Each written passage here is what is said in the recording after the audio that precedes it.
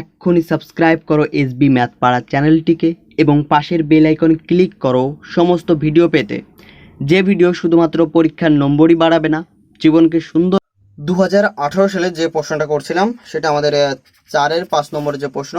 এখানে একটু দেখো, বলেছে কি ত্রিভুজ এবিসি এর বিসি বাহুর সমান্তরাল সরলরেখা এবি এবং এসি কে যথাক্রমে পি আর কিউ বিন্দুতে ছেদ করে যদি এপি ইকুয়াল টু 4 সেমি, পিসি ইকুয়াল টু 9 সেমি এবং PB equal to A Q হয়, তাহলে পিবি এর দৈর্ঘ্য নির্ণয় করতে বলেছে।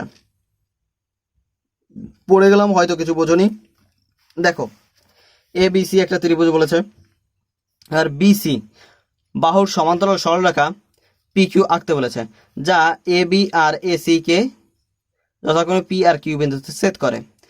তারপর বলেছে এপি ইকুয়াল টু 4 সেমি আর কিউসি ইকুয়াল টু 9 সেমি, এটা আমাদের বলেছে। আর পিবি আর এ কিউ এদেরকে সমান বলা হয়েছে। তাহলে পিবি এর দৈর্ঘ্য নির্ণয় করো, পিবি এর দৈর্ঘ্য নির্ণয় করতে বলেছে। তাহলে এখান থেকে দেখো, আমরা একটু ধরে নিয়েছি এই পিবি আর এ কিউ যেহেতু সমান বলেছে, সুতরাং আমরা এক্স ধরে নিয়েছি। তাহলে এখানে যেটা দেওয়া ছিল সেগুলো একটু লিখে নিয়েছি। এবার ধরার ক্ষেত্রে PB equal to A Q equal to X সেমি ধরেছি। এবার যেহেতু এই ত্রিভুজ দুটো পরস্পর সদৃশ, কোন ত্রিভুজ দুটো? এ পি কিউ আর এ বি সি পরস্পর সদৃশ, সুতরাং আমরা বলতে পারি এদের অনুরূপ বাহুগুলোর সমানুপাতি হবে, অর্থাৎ এদের অনুপাত সমান হবে AP by BP equal to A Q by C Q. তাহলে এখানে আমরা সেটাই করেছি। তাহলে এখানে যে মানগুলো দেওয়া ছিল সেই মানগুলো আমরা একটু লিখে নিয়েছি। এবার এক্স এক্স গুণ করলাম এক্স স্কোয়ার, 4 আর 9 কে গুণ করলাম 36। তাহলে এক্স এখানে পাচ্ছি কত? 36কে রুট করলাম, প্লাস মাইনাস রুট করলে প্লাস মাইনাস আসবে। তাহলে x equal to plus minus 6। এবার পিবি এর দৈর্ঘ্য কিন্তু ঋণাত্মক হতে পারে না, কারণ এ বি কে মাঝ বরাবর এদের মাঝখানে কিন্তু ছেদ করেছে, পি আর কিউ ছেদ করেছে। যদি বলতো বহিঃস্থতে ছেদ করেছে তাহলে ঋণাত্মক অবশ্যই হতো। তাহলে এখানে কিউ ইকুয়াল টু 6 পেয়েছি, পিবি এর দৈর্ঘ্য কত হয়েছে? 6 সেমি। ক্লিয়ার হলো? এবার চলো, এটা অবশ্যই একটু তুলে নাও তোমরা। তারপরে প্রশ্নতে আমরা যাই। ও কেন্দ্রীয় বৃত্তের ব্যাসার্ধের দৈর্ঘ্য 5 সেমি। এই একটা ও কেন্দ্রীয় বৃত্ত, তার ব্যাসার্ধের দৈর্ঘ্য আমাদের 5 সেমি। ও একটি বিন্দু থেকে 13 সেমি দূরত্বে পি একটা বিন্দু, ও বিন্দু থেকে পি একটা বিন্দু এখানে রয়েছে। কত সেমি দূরে? 13 সেমি। ওকে, 13 সেমি দূরত্বে রয়েছে পি একটা বিন্দু। এবার পি কিউ আর বৃত্তের দুটি স্পর্শক হলে পি কিউ ও আর চতুর্ভুজের ক্ষেত্রফল কত? পি কিউ ও আর এই চতুর্ভুজের ক্ষেত্রফল আমাদের নির্ণয় করতে বলেছে। এটা স্পর্শক, অর্থাৎ এটা আমাদের 90 ডিগ্রি, এটা আমাদের 90 ডিগ্রি। আবার আমরা উপপাদ্যের ক্ষেত্রে অনেক সময় প্রমাণ করেছি যে এই একটা ত্রিভুজ এরা কিন্তু সর্বসম। তাহলে এক্ষেত্রে দেখো, এই ত্রিভুজের ক্ষেত্রে এটা আমাদের ভূমি। যদি এটাকে আমরা থিটা কোণ ধরি তাহলে সেক্ষেত্রে এটা আমাদের ভূমি, এটা আমাদের লম্ব। তাহলে হাফ ইন্টু ভূমি ইন্টু উচ্চতা। সেইভাবে আমরা এই যে কোনো একটা ত্রিভুজ নিয়ে হাফ ইন্টু ভূমি ইন্টু উচ্চতা করে দাও। আর যেহেতু আমাদের এখানে দুটো ত্রিভুজ রয়েছে তার জন্য আমরা 2 দিয়ে গুণ করেছি। লেখাটা একটু দেখে নেবে, 2 দিয়ে গুণ করে 2 আর 2 কেটে দিয়েছি। এখানে প্রত্যেকটার মান রয়েছে, সেই মানগুলো বসিয়ে 60 সেমি পেয়েছি। ক্লিয়ার? আশা করি এখানে তো আর অসুবিধা নেই। ওকে, মাঝখানে আমি একটু বাদ দিয়ে ফেলেছি, যে এখানে 13 ছিল আর এখানে ছিল 5। তাহলে এই বাহুটার দৈর্ঘ্য আমি 12 কোথা থেকে পেয়েছি সেটা দেখানো হয়নি তোমাদেরকে। দেখো, 13 স্কোয়ার মাইনাস 5 স্কোয়ার, অর্থাৎ ওপি 13 square equal to 5 square 169 minus 25 পাচ্ছি 144 ইকুয়াল টু 12। ক্লিয়ার? তাহলে ওপি ইকুয়াল টু, এর আগে একটু বের করে নেবে অবশ্যই, আমার দেখানো হয়নি, আমার এইমাত্র দেখলাম ব্যাপারটা। এবার দেখো পরের অঙ্কটার ক্ষেত্রে, ও কেন্দ্রীয় বৃত্তে এ বি ও সি ডি যা দুইটির কেন্দ্র থেকে সমদূরবর্তী। এবার A O B equal to 60 degree এবং সি ডি ইকুয়াল টু 6 সেমি হলে বৃত্তটির ব্যাসার্ধের দৈর্ঘ্য কত? তাহলে দেখো মোটামুটি চিত্রটা এই রকম হবে, এরকম তো নয় চিত্রটা। আর এটা আমাদের 6 সেমি দেওয়া আছে, আর এটা আমাদের ব্যাসার্ধ, এটা আমাদের ব্যাসার্ধ। এবার দেখো সমান ব্যাসার্ধের বা সমান বাহুর বিপরীত বাহু কিন্তু বিপরীত কোণ সমান হয়, এই বাহু সমান, তাহলে এদের বিপরীত কোণগুলো সমান হবে, এই কোণ সমান হবে। তাহলে দেখো এই কোণ সমান, আবার এই কোণটা 60 ডিগ্রি। তাহলে বাকি যে দুটো কোণ থাকে, অর্থাৎ 180 থেকে আমরা 60 বিয়োগ করলাম, আবার এই দুটো কোণ সমান, তাহলে 2 দিয়ে ভাগ করো, তাহলে এখানে পাচ্ছি 120/2 ইকুয়াল টু 60 ডিগ্রি। অর্থাৎ এটা আমাদের সমবাহু ত্রিভুজ, তাই তো? ঠিক সেইগুলো আমি এখানে একটু লিখে দিয়েছি তোমাদেরকে, একটু তুলে নেবে। আর এখানে দেখো এটা সমবাহু ত্রিভুজ, তাহলে এ বি ইকুয়াল টু 6 সেমি, এ বি ইকুয়াল টু 6 সেমি পাবো। যেহেতু এটা আমাদের 6 সেমি দেওয়া আছে, তাহলে বাকি আর যে দুটো বাহু আছে তারাও আমাদের 6 সেমি। তুলে নেবে। পরের অঙ্কটা আমি দেখছি। এটা আমি দুটো পদ্ধতিতে মান নিয়ে এসেছি। এবার দেখো tan theta plus cot theta equal two 2 হলে tan two the power 7 plus cot two the power 7 theta equal two কত? তাহলে দেখো এদের ম্যাক্সিমাম। এবার দেখো tan theta plus cot theta equal two 1 plus 1, 2কে আমরা ভাঙিয়ে লিখেছি, তাহলে এটা ইকুয়াল টু 1, এটা ইকুয়াল টু 1 লিখতে পারি। এই যে পদ্ধতি দেখালাম এটা কিন্তু এমসিকিউ এর ক্ষেত্রে এই পদ্ধতি হিসাবে আমাদের থিটা এর মানটা বের করবে। এমসিকিউ এর জন্য থিটা এর মান বের করবে, কিন্তু আসল যে প্রসেসটা তোমরা করবে সেটা হলো এই থিটা এর মান বের করার জন্য। তারপরে বাকিটুকু আমি দেখাচ্ছি। tan theta plus cot theta equal two 2। এবার এই cot theta equal two 1/tan theta. এবার এদেরকে tan দিয়ে গুণ করে দাও, তাহলে tan স্কয়ার থিটা। tan দিয়ে গুণ করার ফলে tan থিটা কেটে যায়, আর 2 কে tan থিটা দিয়ে গুণ করলে tan 2 tan থিটা পাচ্ছি।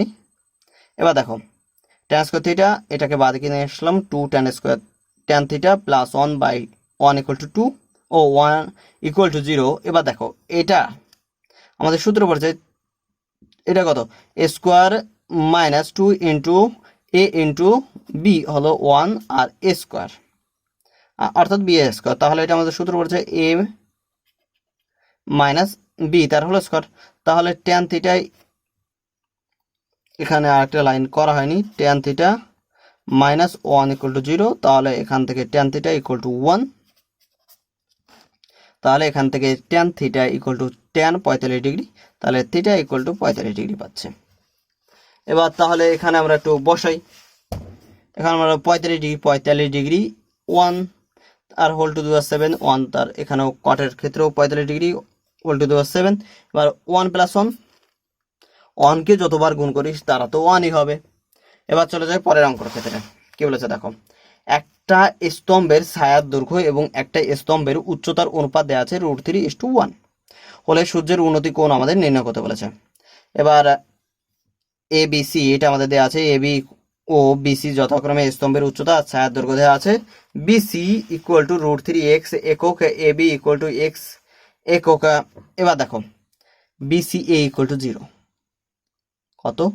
BC A equal to BC A 0 নয়, এটা থিটা, বিসিএ এটা আমাদের থিটা হবে। এবার সমকোণী ত্রিভুজ এবিসি এর ক্ষেত্রে দেখো tan theta equal to AB by BC. এই ক্ষেত্রে দেখো এটা আমাদের লম্ব, এটা আমাদের ভূমি। এই থিটা কোণের সাপেক্ষে থিটা এর বিপরীত বাহু হয় লম্ব, আর থিটা সংলগ্ন যে বাহুটা থাকে অতিভুজ বাদ দিয়ে সেটা আমাদের হয় ভূমি। তাহলে এখানে আমরা পাচ্ছি কত? এবার এবি ইকুয়াল টু এক্স ছিল, বিসি ইকুয়াল টু √3x ছিল। এবার কাটাকাটি করলাম, 1/√3 পেলাম। এবার tan থিটা ইকুয়াল টু 1/√3। এবার tan theta equal two tan 30 degree. তাহলে এখান থেকে দেখো থিটা ইকুয়াল টু 30 ডিগ্রি পাচ্ছি। সূর্যের উন্নতি কোণ তাহলে কত হবে? 30 ডিগ্রি। সূর্যের উন্নতি কোণ 30 ডিগ্রি। তাহলে চলো এবার পরের অঙ্কটা একটু দেখি। কি বলেছে দেখো, দুটি লম্ব বৃত্তাকার চোঙের আয়তন সমান ও তাদের উচ্চতার অনুপাত 1:2 হলে চোঙ দুটির ব্যাসার্ধের দৈর্ঘ্যের অনুপাত কত সেটা লিখতে বলেছে। দেখো একটু দ্রুত দেখে নাও। চোঙ দুটির ব্যাসার্ধ r1 আর r2 আর উচ্চতা h ও 2h। ওকে, যা আমাদের বলেছিল উচ্চতার অনুপাত 1:2 দেওয়া ছিল, তার জন্য HO2H। আর এবার ব্যাসার্ধের দৈর্ঘ্যের অনুপাত চেয়েছে, সেটা আমাদের বের করতে হবে। এবার সূত্রে আমরা এর যেহেতু আয়তন সমান বলেছে, সুতরাং এর আয়তন আর এর আয়তন, লম্ববৃত্তাকার চোঙের আয়তন সমান, ওকে, লম্ববৃত্তাকার চোঙের আয়তনের সূত্র বসিয়ে এবার দেখছি। এবার দেখো বাকি এখানে পাই পাই কেটে দিয়েছি, এরপরে আমরা এইচ কেটে দিয়েছি, আর 2 তার হোল স্কোয়ার এই পাশে এসে ভাগ করে দিয়েছি। এখানে 2 ছিল আর এখান থেকে 1 এই পাশে গিয়ে ভাগ হয়েছে। এবার একে আমরা বর্গমূল করেছি, তাহলে এখান থেকে হোল স্কোয়ার উঠে গেছে, কিন্তু 2 এর বর্গমূল √2, 1 এর বর্গমূল 1। তাহলে দেখো R1:R2 = √2:1। তাহলে চোঙ দুটির ব্যাসার্ধের অনুপাত √2:1। ক্লিয়ার হলো? তারপরে অঙ্কটা আমরা একটু দেখব, চলো। কি বলেছে দেখো, একটা নিরেট অর্ধগোলকের আয়তন দেয়া রয়েছে, এত ঘন সেমি হলে গোলকের ব্যাসের দৈর্ঘ্য কত হবে। এবার আমরা বলেছি কি অর্ধগোলকের ব্যাসার্ধ আর সেমি, আমরা ধরে নিয়েছি অর্ধগোলকের আয়তন 2/3 πr³ এত সেমি, এটা আমাদের সূত্র। এবার শর্তানুসারে এইটুকু ইকুয়াল টু এটা আমাদের যেটা দেয়া ছিল, এখানে দেখো আয়তন দেয়া ছিল আর আমরা সূত্রের আয়তন এটা জানি, তাহলে এইটুকু ইকুয়াল টু এইটুক, আমরা যেটা জানি আর যেটা দেয়া আছে তাদেরকে সমান করে দাও। এবার তাহলে r³ ইকুয়াল টু এখান থেকে পাই পাই বাদ দিয়ে দাও, এখানে 2 এই পাশে গিয়ে ভাগ হলো আর 3 এই পাশে গিয়ে গুণ হলো। এবার 2 দিয়ে ভাগ করো, তাহলে 72কে 3 দিয়ে গুণ করো, তাহলে 216। তাহলে 6 ইকুয়াল টু 216। তাহলে এখানে ঘন করে দিয়েছি, ঘনমূল করেছি, তাহলে এখানে r ইকুয়াল টু 6 পেয়েছি। তাহলে অর্ধগোলকের ব্যাসের দৈর্ঘ্য কত হবে, এটা আমরা পেয়েছি ব্যাসার্ধ, তাহলে তাকে 2 দিয়ে গুণ করো, তাহলে পাচ্ছি আমরা 12 সেমি। তারপরের অঙ্কটা আমরা চলে যাই, এবং শেষ অঙ্ক এটা আমাদের শর্টের ক্ষেত্রে। আর আমরা বড় প্রশ্নগুলোর একটা সাজেশন নিয়ে আসবো প্রত্যেক বছরের জন্যই, একটু তোমরা প্লে লিস্টটা ভালো করে খেয়াল করবে। আমি লাস্টের অঙ্কটা একটু দেখিয়ে দিই। একটা পরিসংখ্যা বিভাজনের গড় 8 হলে ও 8.1 হলে এত ইকুয়াল টু কত। এবার দেখো আমরা গড় ইকুয়াল টু কত জানি, এই মোট যা থাকে তাকে আমাদের মোট পরিসংখ্যা দিয়ে ভাগ করে দিই, তাহলে দিয়া মোট গুণ টুন করে যা হয়েছে সেটাকে আমরা মোট পরিসংখ্যান দিয়ে ভাগ করে দিয়েছি, তাহলে এটা আমরা পেয়েছি। এটা আমাদের দেয়া ছিল, সেটা আমরা নিয়ে নিয়েছি। তাহলে এবার দেখো এটা আমাদের দেয়া ছিল এইটুকু, আর এটা আমাদের দেয়া ছিল 20। এবার শর্তে আমরা জানি এইটুকু, বা আমরা পেয়েছি এইটুকু, এবং বলে দিয়েছে অঙ্কে বলে দিয়েছে 8.1 হবে, তাহলে এইটুকু ইকুয়াল টু 8.1। তাহলে এখান থেকে আমরা যোগ বিয়োগ গুণ ভাগ যা যা করা উচিত সবগুলো করে নিয়ে এখানে 20 এর সঙ্গে গুণ করেছি, এরপরে এটা ওই পাশে গিয়ে বিয়োগ হয়েছে, 5 এই পাশে ছিল, এটা গিয়ে ভাগ হয়েছে, তাহলে কে এর মান পেয়েছি 6। অতএব নির্ণয় কে এর মান 6। ক্লিয়ার হলো? আশা করি নেই কোনো ভয়। ওকে, প্রত্যেকটা অঙ্ক সঠিকভাবে দেখালাম এবং সঠিকভাবে বুঝিয়ে দিয়েছি। আশা করি এই ক্ষেত্রে কারো কোথাও অসুবিধা হবে না। চলো বাই বাই, আবার দেখা হবে কোনো একটা নতুন ভিডিওতে।